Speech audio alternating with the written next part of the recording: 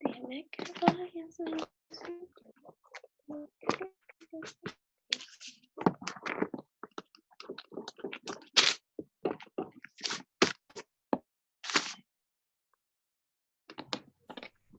Buen día, chicas. Esperemos que se unan los demás compañeros y compañeras. Pasaría, estarán perdidos de link. Aquí sería menos 16x 9x2. Sería 8x2 más 62x.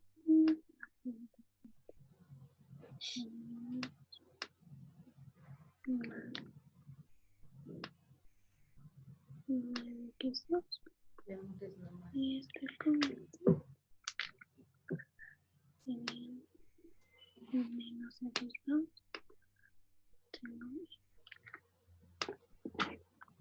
sería más 72 226.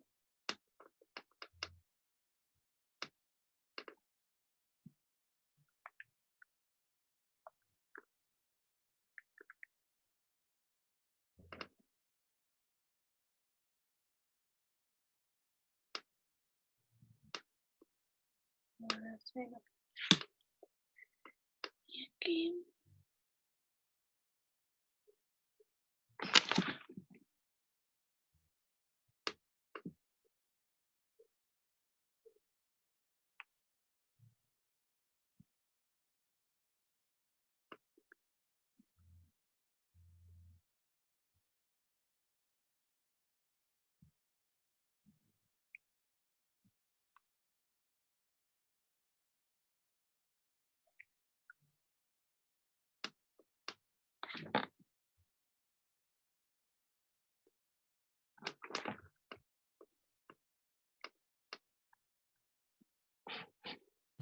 Faltan los demás compañeros, esperémosles un minutito, unos 2 minutitos más para que se unan, a pesar de que ya son las 10:10.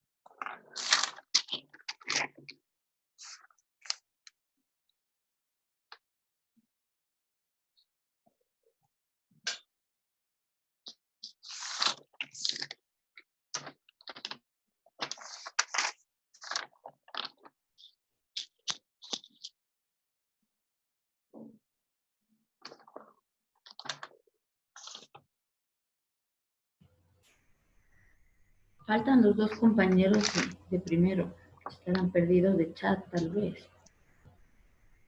Les voy a escribir al chat general. ¿Dónde están?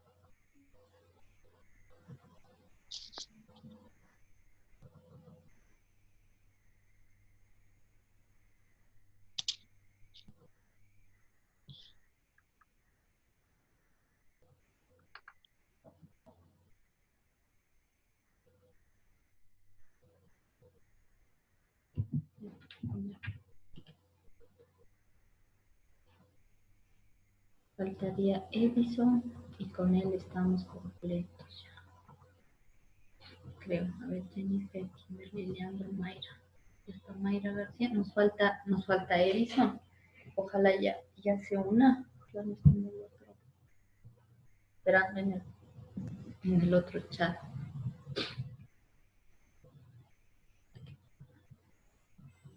Ya. Listo. Buenos días, chicos, chicas, con todos, con todas. Bueno, esta es la semana número 2 de la materia de edafología. Igual vamos a tratar de seguir avanzando. Obviamente hemos estado viendo ya, vimos una introducción a la geología la semana pasada, ya vimos también la edafología como tal, hemos visto algunas cuestiones sobre qué es el suelo, este cuerpo dinámico, tratar de entenderlo, cómo le afectamos incluso, y nos habíamos quedado en los factores de formación del suelo.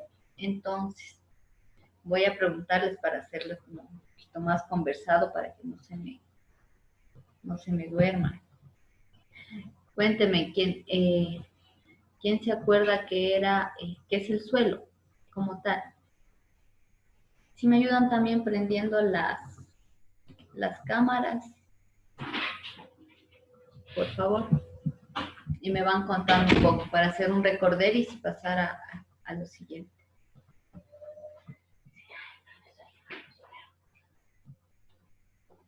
Igual, ¿no? En el chat vamos registrándonos y si es que no podemos usar los micrófonos, podemos escribir en el chat en base a las preguntas que vaya haciendo para conversar un poquito más.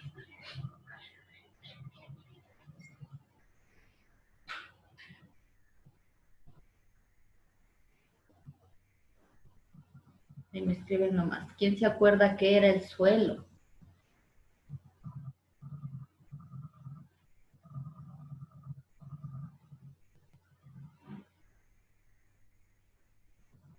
Jennifer, cuéntenos qué es el suelo.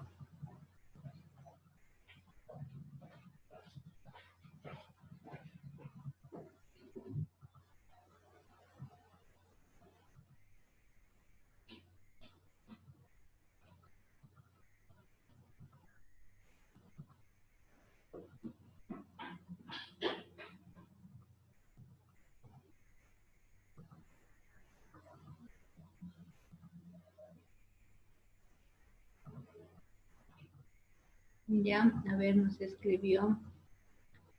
Jennifer nos dice, el suelo era la superficie de la corteza del planeta, ¿ya? Sí, está en la superficie, en la corteza del planeta. Mayra nos dice, superficie de la corteza terrestre. Ya, ¿qué más sobre el suelo? ¿Qué más decíamos? Claro que es la superficie de la corteza, ¿no es cierto? Por otro lado, también es importante recordar que el suelo es justo esta superficie de la corteza terrestre y es considerado también como un cuerpo natural, dinámico. Es decir, este cuerpo que es el suelo está en constante transformación, sea por acción de los fenómenos naturales, sea también por acción de los seres humanos y todo lo que lo rodea. ¿Qué más? ¿Quién más quiere aportar? Que se encuentra en un cambio constante.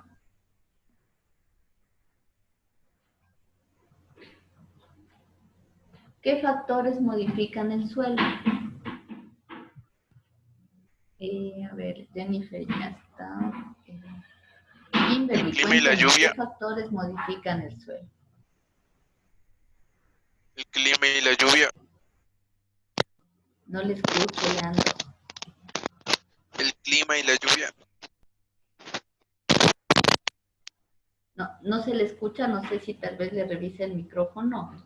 Ah, no, espéreme, creo que es mi compu, déjeme acomodar una cosita y ya regreso porque está como algo. Déjeme ver, creo que ha sido mis altavoces, ¿no? A ver, ahí, Leandro, por favor, ¿nos puede ayudar repitiendo? El clima y la lluvia. Ya, perfecto, el clima y la lluvia. Ahorita ya les escucho, estaba con... Ya dice, por acá nos dicen también depende de los factores vivos, es decir, de los organismos vivos. Depende del relieve. El compañero nos dijo de la lluvia también, es decir, del clima. ¿Qué más nos podrían decir sobre el suelo? ¿O qué más se Que está en constante cambio. que está en constante cambio? ¿Sí? Ya. En ese sentido, en base a este recorderis o a este pequeño recorderis, vamos a seguir avanzando. En un segundito que se abre el PowerPoint para compartirles. Igual habíamos analizado lo que es el clima más que todo, ¿no es cierto? La semana pasada. Presentación se llamaba edafología.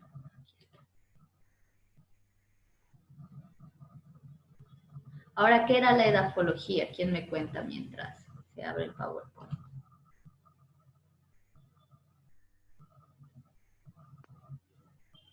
El estudio de los suelos. ¿Ya?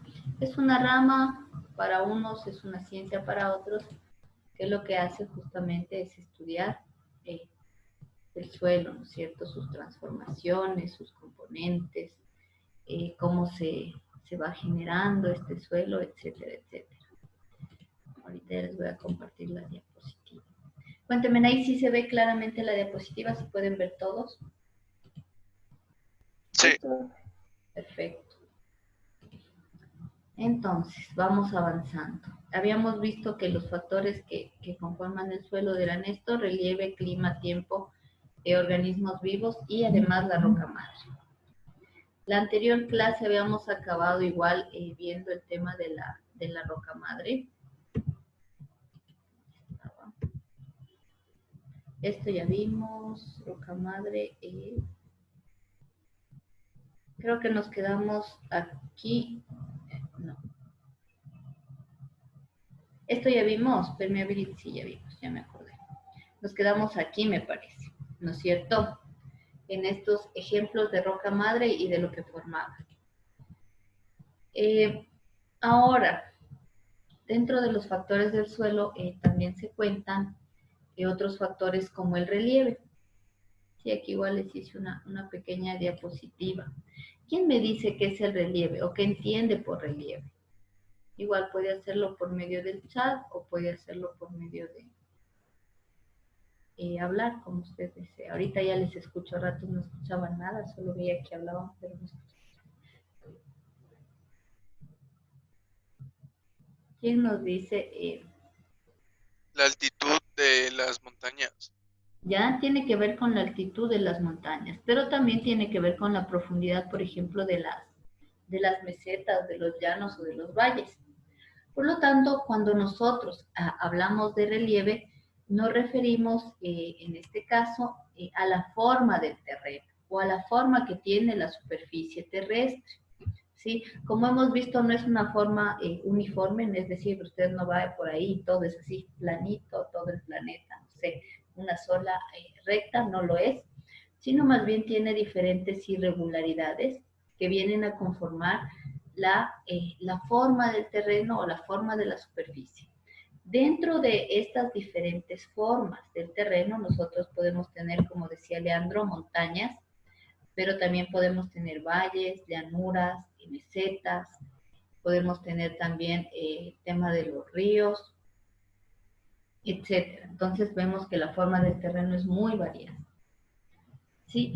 Ahora para nosotros poder un poco entender este tema de la formación de los suelos, es importante tomar en cuenta diferentes propiedades también, ¿sí? Como la profundidad del suelo y el espesor del suelo, el contenido también de materia orgánica que se va a relacionar necesariamente con la profundidad del suelo, la humedad relativa del terreno o del suelo igual, cuánta agua tiene ese suelo, porque el agua, como vimos, es uno de los factores que favorece en muchos casos los procesos de solubilidad y de reacciones químicas. Por ende, es importante tener en cuenta cómo esta humedad es afectada también por el relieve. El contenido de sales solubles del suelo también es importante y tiene que ver con el relieve, porque el mismo hecho de que existan, no sé, montañas, bajadas, valles, va a hacer que en unos lugares se acumule la materia y en otros no. Y también el tipo de materiales que tenemos, si es material delgado, material grueso, pueden ser, no sé, se me ocurre, conglomerados, es decir, conformado por rocas de diferentes tamaños o arcillas. Todo eso va a influir y va a interactuar en la formación del suelo con relación al relieve. Ahora, dentro de esta cuestión del relieve es importante tomar como en cuenta algunos fenómenos que se dan en el suelo debido a las irregularidades que este presenta. Por un lado tenemos nosotros lo que se conoce como un lavado oblicuo o también le pueden llamar lavado lateral, ¿sí? En este caso se considera a suelos que están ubicados en inclinaciones y estas están sometidas a procesos que retrasan la evolución del suelo dependiendo si se encuentra en la parte superior o en la parte inferior del suelo. Aquí igual, no sé si pueden ver esta grafiquita, tenemos como esta pendiente, entonces aquí se va a dar como lo que se conoce como lavado oblicuo. ¿Sí? En ese sentido, lo que va a pasar en este lavado oblicuo es que cuando haya lluvia, cuando hablo de lavado va a haber precipitaciones, va a haber agua. Esta agua que viene desde arriba, por lo general, sabemos que por la ley de la gravedad siempre el agua va a fluir hacia abajo, ¿no es cierto? Entonces lo que va a hacer esta agua es arrastrar material desde la parte de arriba hasta la parte inferior. Y eso va a generar que en muchos casos nos quedemos sin suelo. Si no hay, por ejemplo, vegetación, no hay procesos erosivos al menos, lo que va a pasar es que no se pueda mantener el material o el suelo aquí en esta parte y va a haber un desgaste progresivo. Y en muchas veces esto va a terminar generando suelos pobres, sin nutrientes, y si, como les dije, no hay vegetación y no hay otras formas también de interacción para que el suelo se vaya formando, puede terminar erosionándose en las partes superiores. Ahora este arrastre también lo que genera es que en estas zonas medias igual haya un aporte de nutrientes y de suelo en esta parte se vayan quedando como algunos materiales, algunas partículas.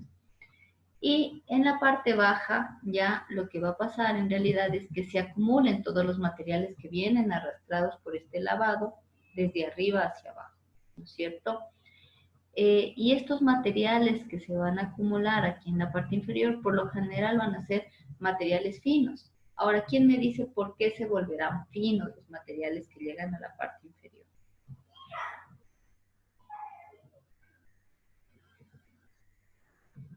Porque se deshace. Se deshacen. Ya, claro, el proceso de que vengan bajando, no sé, por la montaña, por el suelo irregular, etcétera, lo que va a generar es que se desintegren, o sea, se fraccionen, vayan quedando partículas más pequeñas, unas más gruesitas van a quedar aquí y las más finitas van a quedar abajo, ¿sí? Entonces vemos cómo este lavado oblicuo va a influir en la formación del suelo.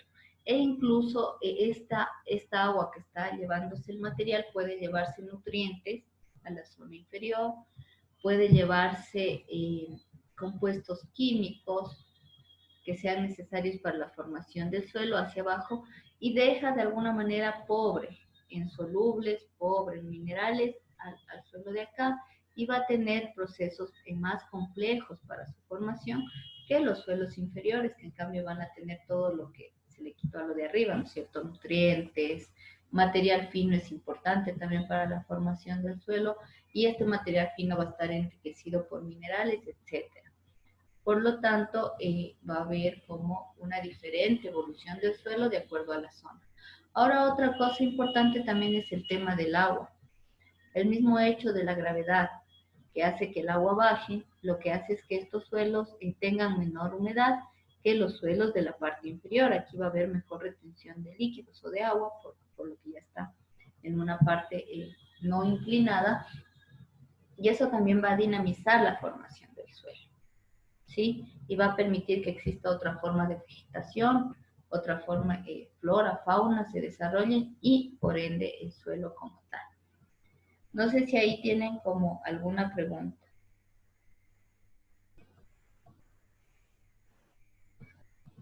Yo no hay. No. Profe, ahí dice microclima sobre un clima edáfico, no entiendo. Ya vamos a ir a cada uno de los ¿cómo es? De los elementos. Ahorita vimos solo este lavado oblicuo y vamos a llegar a este del microclima para explicarles bien. Ahora, por otro lado, otro efecto es la acción de hidromorfía. ¿Sí? Cuando hay zonas de poco drenaje, la capa freática altera las propiedades físicas y químicas del suelo. Ahora no sé si han visto algo de esto, pero la capa freática es justamente esta capa hasta donde llega de alguna forma el agua, ¿sí? El límite del agua en la superficie del suelo.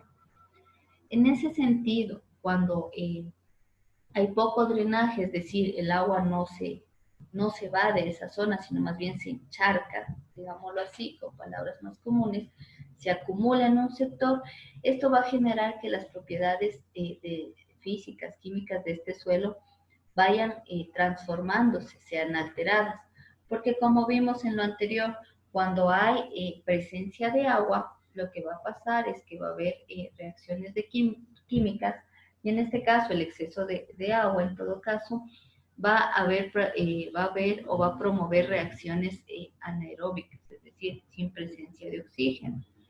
Y por lo tanto, como no hay oxígeno y todas las plantas, animales, necesitamos oxígeno para sobrevivir, lo que va a provocar el exceso de agua, es decir, cuando está saturada el agua en un suelo, es que las raíces de los vegetales o de las plantitas se asfixian y por lo tanto se van a morir. Esto sería, por ejemplo, cuando vemos un pantano, no sé si alguna vez han visto, pero ahí usted las plantas las toca y es como que están descompuestas, muertas. Además, empieza a generar esto de que se pudre la materia viva y eso va a generar alteraciones en el suelo, contaminación del suelo, va a haber un suelo contaminado y que no es apto para la vida y por lo tanto no es bueno. Por otro lado, también cuando hay esta acción de hidromorfía, es decir, cuando hay como esta acumulación de agua, como charcos que les decía, va a haber un predominio del desplazamiento lateral de agua. Es decir, el agua se va a mover de un lado para el otro en el mismo sitio, pero no de una dinámica distinta que le permite incluso oxigenarse, sino como ahí mismo, ¿sí? Y esto, como les decía, va a la larga a producir contaminación del suelo, ¿sí? Porque la materia, como les comentaba hace un rato, la materia viva que está ahí, que se está asfixiando por falta de oxígeno, porque claro, es un agua estancada, vaya pudriéndose, digámoslo de otra forma, es decir, se descompone y genera muchos contaminantes e incluso en ocasiones bacterias que pueden ser o sea, contraproducentes para la vida y para la formación del suelo en esa zona. Ese sería como otro efecto.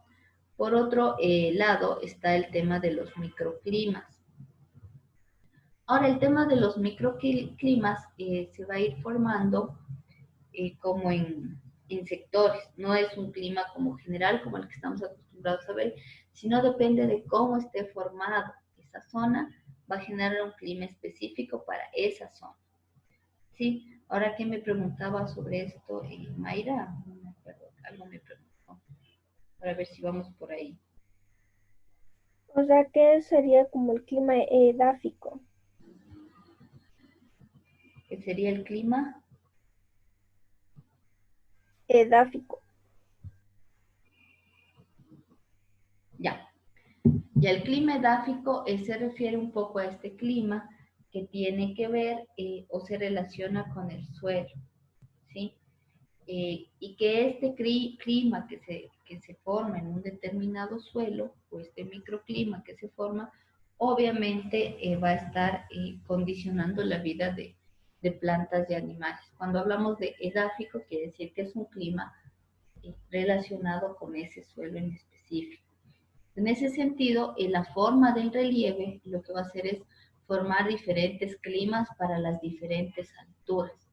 No es el mismo microclima para un piso que está más arriba, para un piso climático que está más arriba, que para uno que está más abajo. Es decir, no va a ser el mismo microclima o el mismo clima del suelo, temperatura y condiciones de ese sector para suelos que están, digamos, en la superficie de una montaña, como el clima que se relaciona con el suelo que está en la parte baja de la montaña. Van a ser totalmente distintas las condiciones debido a que de acuerdo a estas alturas se van a ir generando diferentes condiciones de temperatura o diferentes temperaturas, porque claro, si vemos una montaña, los rayos del sol le dan de diferentes formas. Por ejemplo, en la cima de una montaña los rayos del sol van a dar de manera perpendicular, mientras que cuando va inclinado va a dar de manera oblicua, ¿no es cierto? Y va a llegar más o menos según la altura. Y eso va a generar que en ese lugar en específico, en ese suelo en específico, se genere un clima o una atmósfera distinta para los seres vivos. Y también va a incluir la humedad. Cuando veíamos un poco el lavado oblicuo, va a ser más húmedo en las partes inferiores que en las superiores por el mismo arrastre de la gravedad. Y eso va a generar que el microclima que existe en la parte de acá, en el suelo, o sea, el clima del suelo de aquí, sea muy distinto al clima del suelo de las partes más altas. Entonces, en todo esto o en toda esta cuestión del microclima, a la larga lo que termina influyendo es la intensidad de calor, cómo se recibe las radiaciones o cómo ese suelo recibe los rayos del sol, de acuerdo a cómo esté orientado, es decir, de acuerdo a la forma. También el tema de la altura va a incluir otros elementos climáticos como el viento, o sea, dónde el viento va a causar más impacto y en dónde no.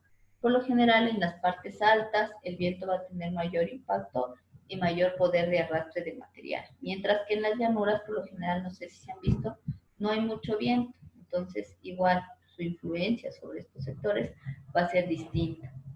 En general, se tiene mejores microclimas en las partes bajas de las montañas que en las superiores por todos estos fenómenos que hemos visto. Y vemos que de acuerdo a esto igual va a haber una afectación en el desarrollo de las actividades vegetales, de las actividades microbianas, y en ese sentido va a haber más o menos vegetación y por ende también el suelo va a estar más enriquecido o menos enriquecido. Siempre por eso cuando se habla, por ejemplo, en agricultura, en suelos oblicuos se recomienda que siempre estén sembrados. O sea, se siembre de manera horizontal para que las raíces sostengan este suelo y le permita nutrirse porque caso contrario se erosiona. O sea, todo esto influye un montón el tema del relieve sobre la formación del suelo. No sé si con lo que le dije sobre el clima edáfico quedó más claro, es justo este clima relacionado más bien con el suelo, o el que se da a nivel de suelo, de acuerdo a las condiciones del mismo. No sé si ahí quedó más claro, Mayra. Perfecto. No sé si tienen preguntas hasta ahí sobre el tema del relieve. No, yo no. Ya. De ahí vimos que otro factor importante, otro factor que influye sobre la formación de los suelos es el tiempo. Ahora el tiempo se refiere a los lapsos, ¿no es cierto? A los intervalos entre un evento y otro evento. En ese sentido, cuando hablamos de tiempo, se pueden considerar como algunas cuestiones por ejemplo, el tiempo cero. ¿Sí? El tiempo cero se considera como el tiempo inicial de alguna manera, ¿sí? Y se considera desde la roca madre o desde el material de partida del suelo. Según la roca madre o según el material de partida que se vaya a formar el suelo, se van a ir formando, ¿se acuerdan que vimos? Diferentes tipos de suelos, zonales, azonales, intrazonales y seniles, que prácticamente serían suelos estériles. Depende un montón de la roca madre, y desde esa roca se va a decir, bueno, este es mi tiempo cero, que mi evento sería roca madre, o entender a la roca madre que va a formar el suelo, para partir o datar de alguna forma el tema de los suelos. También dentro del tiempo, o este va a depender de la velocidad de los procesos de alteración de un suelo en específico, ¿sí? Ahora para este tema de la velocidad, o para entender esta complejidad, hay métodos igualmente complejos que no vamos a ver, pero tenemos que tomar en cuenta aquí, simplemente que según la velocidad de los procesos que se den para alterar el suelo, este se va a demorar más o menos años en irse formando. Sí, este es más referente como al tiempo. Por otro lado, la datación de los suelos o el calcular qué edad tiene un suelo, ¿sí? Se va a hacer por métodos distintos. ¿Sí? Uno de los métodos propuestos es el análisis polínico, ¿sí? Que lo que hacen los científicos es analizar el polen, ¿sí? Que van encontrando en las diferentes capas de suelo, y eso les va a dar una idea de qué edad tiene ese suelo. Y por otro lado, también en el tema de tiempos está la datación utilizando el carbono 14. Ese es el más usado, ¿no es cierto? Que es un método de este carbono, que es un elemento radioactivo, y que permite determinar la edad de la materia orgánica que se va encontrando igual en las diferentes capas de suelo. Es decir, yo encontré en esta capa una materia orgánica, en esta otra. Eso me permite a mí datar o dar una edad de ese suelo, o cuánto tiempo incluso se demoró en formarse esa cantidad de suelo. Y también suelen utilizar otra cuestión que le puse como más así, que es más simple, el tema de los anillos de los árboles. Entonces suelen datar o dar intervalos de tiempo de formación de acuerdo a cómo están formados estos anillos en los árboles. O sea, cuando abren, digamos, la corteza, empiezan a ver anillos, y en base a eso también pueden decir qué edad tiene un suelo. Esos serían como varios métodos. Otra cuestión importante también dentro del suelo es el tema de la posición estratigráfica y respecto de un suelo con otro, ¿sí? Ahora, esta posición estratigráfica quiere decir, no sé si ya hablábamos con ustedes, hay como varias capas, ¿no es cierto? Y de diferentes colores.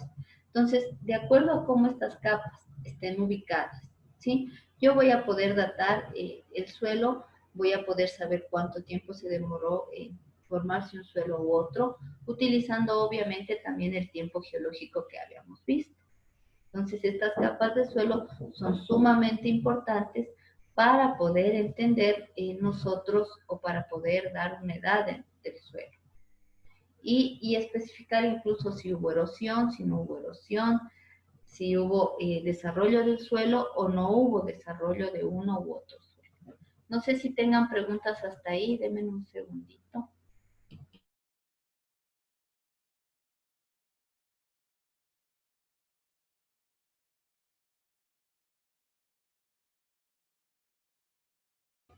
¿Tienen preguntas tal vez hasta ahí?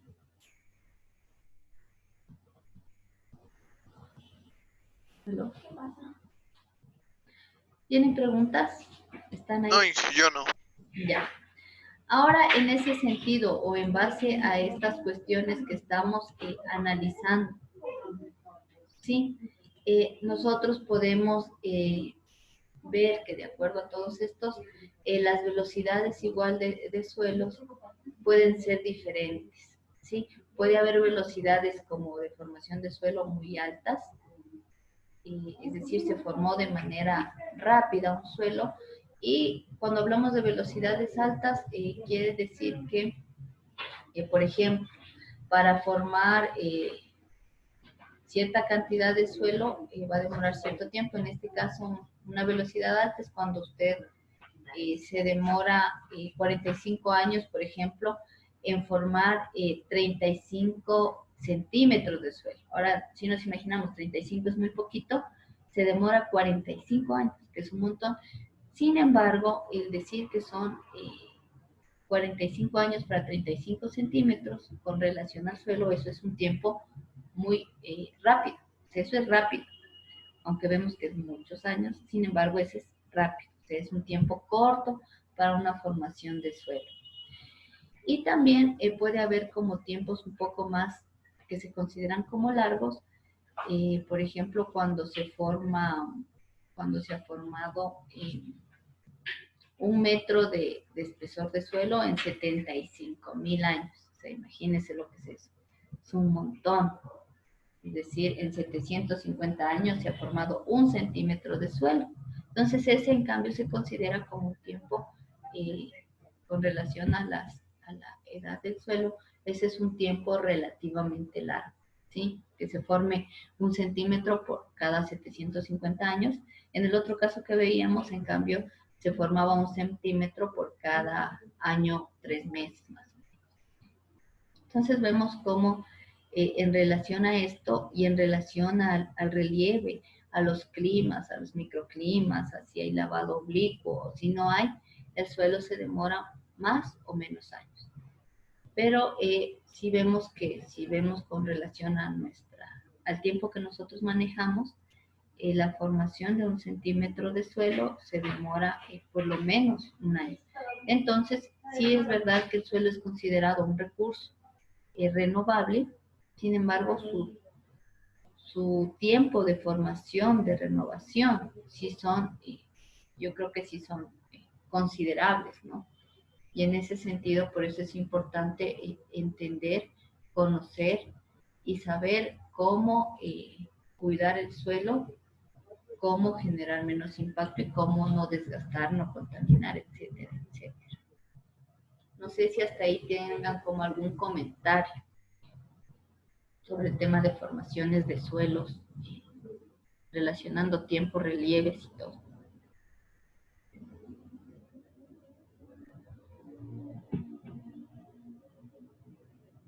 Sí, no sé. ¿Siguen ahí? No, Inge,